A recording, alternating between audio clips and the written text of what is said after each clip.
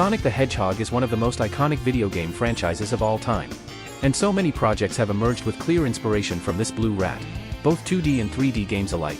Considering I also love Sonic and I also want to make a video game, I decided to dip my inexperienced feet in and try making my own Sonic-like, and made some decent progress. Is this fun? Is this gonna work? Will this even be worth all that time I spent already? Probably. Probably not.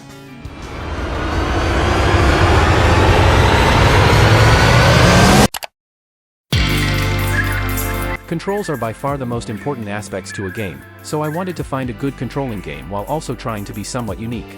I obviously wanted something similar to Sonic with the very smooth controls, but also some semblance of a more traditional platformer like Mario. However, in order to be able to actually do this, I had to use artificial intelligence. I wasn't actually using it to write code. I was using it to help me solidify logic in sections of my code. Use AI as your teacher, not your brain, because you still need to use it by yourself. Anyway, after opening Godot and not knowing what the hell I was doing, I started trying to figure out the balance I was looking for. I couldn't replicate Sonic's physics and controls for the life of me, so I had to make a controller that's almost like a traditional platformer with Sonic elements, which by the way, was brutal. Eventually, I came up with a solution, and while not perfect, I feel like it's serviceable. Since I wanted it to be like Sonic, I have the slower acceleration, natural slowdown, and stopping sharply to turn the other way. I also did jumping with several different aspects on what makes good jumping controls, like variable jump height and jump buffering, but also making the movement a little bit different like Sonic, even though all I really did was lower the acceleration while in the air. That's basically it for the controls. Now for the fun part. Everything else.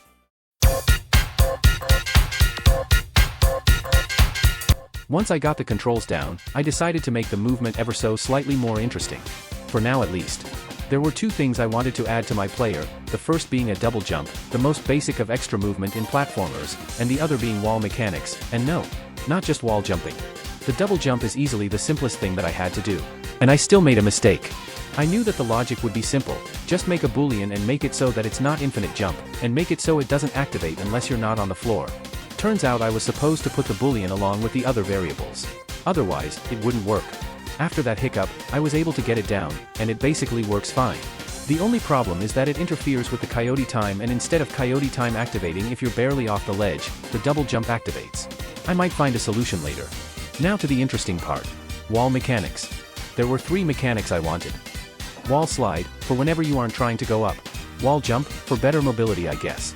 And wall running to complete the set. I started with the wall jumping because it was the balance of being easy as well as being important. I made wall detection for knowing which wall the player is on, which will help us later. I also made it so that it doesn't activate when you're on the ground. Then I had to make the jump so you'd push up and away from the wall.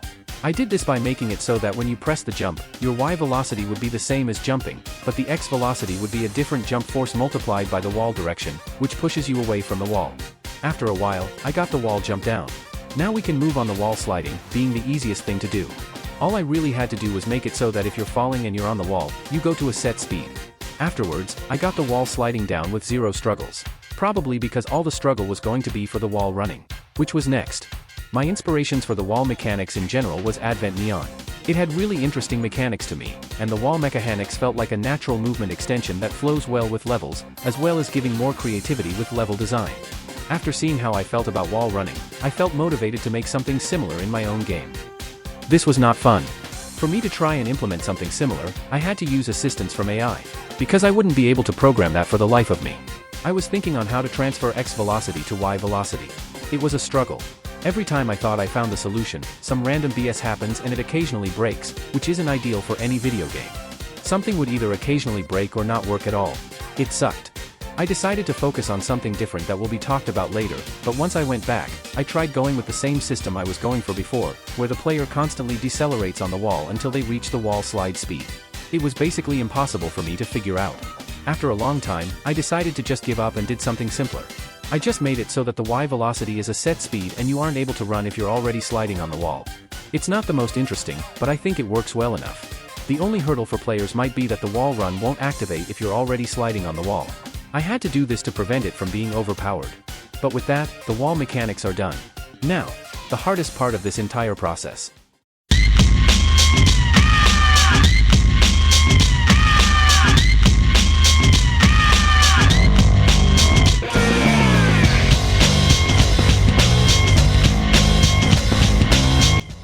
One thought I had when I made this video was, will I be able to make a video long enough? My initial thought was, it won't even be 7 minutes. But then I realized how much I could make out of this section alone. So how do slope physics even work? Well, there are many different variations on how to do slope physics. But for now, let's stick to Sonic's version of slope physics. Slope physics have in Sonic are a constant factor in your speed. Going downhill will speed you up and going uphill will slow you down. Rolling will emphasize this effect even greater. This might seem simple. It certainly doesn't to me. But it's really hard to implement in a way that actually works well. This was the last thing I coded for the player controller and I understand why I postponed it. But anyways, it's about time the process was talked about. How I implemented slope physics. And how defeating it was, while being so rewarding at the same time. I clearly had to use AI because there was no way I would figure it out by myself. I wish I was able to have actual footage of my suffering, but by the time I finished, I already had the finished and was just about to do a 40-second showcase. But now, I have to go in detail about my suffering with makeshift footage, which I've been doing the whole time. Actually, I can't do that. But I can show you how I did it and then ramble about the struggle. Sound good? Well, I don't care, I'm doing it anyway. I needed a lot of variables, so I made things like slope strength and direction, movement direction, a product to tell if you're going uphill or downhill or on flat ground, and a force to add to the velocity. I also made it a constant factor in the player's movement. And I made it so that if the player is uphill, the slope force becomes negative. After a lot of attempts, my slope physics were really wonky. I was accelerating uphill, slope physics didn't even work sometimes. I got really close once, but it would decelerate to 0 and the player would be unable to move on an incline. My closest was the attempt where the player would slow to 0 on an incline.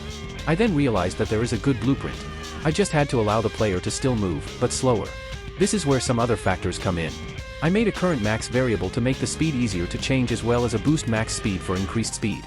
I made sure the current max was versatile and made it so that the character always moves to the current max. The only thing that was left was the player still decelerating to 0. I was extremely close, I just needed one more factor. Eventually though, I figured out the missing piece. I decided that instead of constantly decreasing when going uphill, it slows the player down to a specific speed. I set the current max to 0.5 if it's going uphill. I also copied the movement script and changed Excel to the slope force to make it feel more natural. After overcoming that final hurdle, I finally have slope physics down. It essentially does a similar thing compared to Sonic, despite the physics being different. I don't know if it's considered fake slope physics, but I don't care because I got it anyway. And with that, I've done the last and most difficult aspect of this entire process.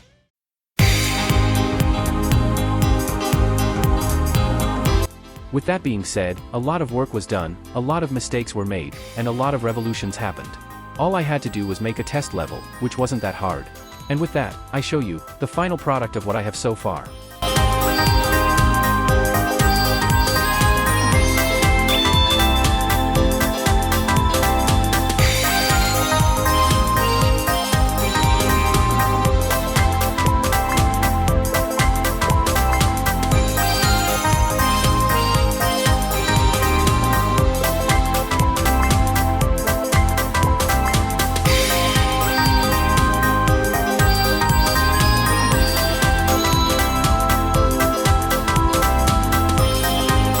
And with that, thanks for sticking around.